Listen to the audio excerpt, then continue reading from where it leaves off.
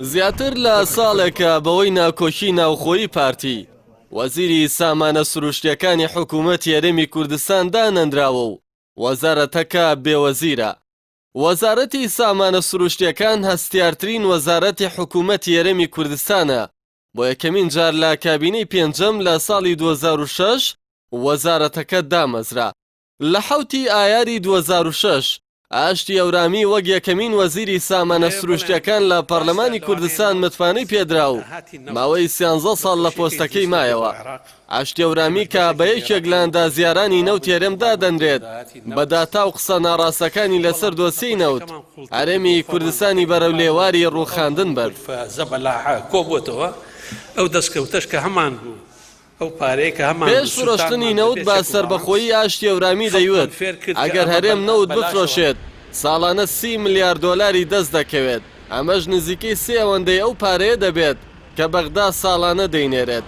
دوای 6 ساڵ لە فرۆشتنی نەوت یارێم قسە و داتاکانی ئاشتی ئەورامی پێچەوانە دەرچوون. بەپێی راپۆرتی کۆمپانیای دیلۆیت حکوومەت یارێم ساڵی 2019 4 ملیار دۆلاری لە داهاتی نەوت بۆ ماوەتەوە. لە کاتێکدا وەزیری سامانە سروشتیەکان و وەزارەتەکەی زۆرە سیارن، بەڵام دوای تێپەڕینی زیاتر لە ساڵێک بەسەر دەست بەکاربوونی کابینەی نوێم تاوەکو ئێستا وەزیری سامانە سروشتیەکان دانەنراوە.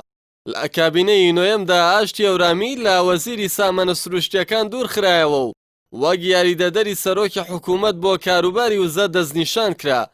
بەپێی زانیاریەکان لە ئێستادا بەوەی ناکۆکی ناوخۆیی پارتی لەسەر دۆسیی نەوت نەتوانراوە وەزیری سامانە سروشتیەکان یەکلا بکرێتەوە و مەسرور بارزانی خۆی سەرپەرشتی دۆسیی نەوت دەکات.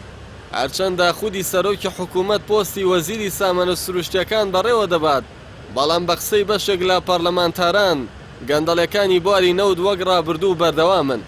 بەپێی بەدواداچوونەکان مانگانە کەمتر لە 40 داهاتی نەوت بۆ وەزارەتی دارایی دەگەڕێتەوە و زیاتر لە 60 بۆ کرێ و تێچوونی کۆمپانیا نەوتیەکان و قەرز دەڕوات.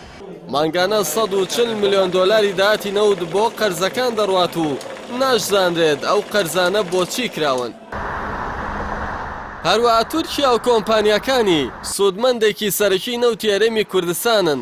ساڵی 2019 1 ملیار و 104 ملیۆن دۆلاریان بۆ ڕۆیشتووە. بەپێی وتەی ئامانج ڕەحیم سکرتێری ئەنجومەنی وەزیرانی هەرێم کۆمپانیا نەوتیەکان تاوەکو ئێستا باج بە حکوومەت یارێم نادەن، لە کاتێکدا بەپێی یاسای نەوت و غاز یارێم دەبوایە 7 جۆر باجیان لێ وەربگیرێت.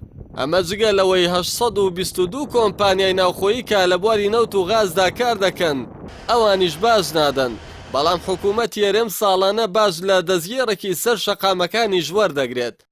هەرچەندە کابینەی نوێم بانگەشەی شەفافێتی لە دۆسیی نەوت دەکرد، بەڵام هیچ چاکسازیکی ڕاستەقینەی ئەنجام نەداوە.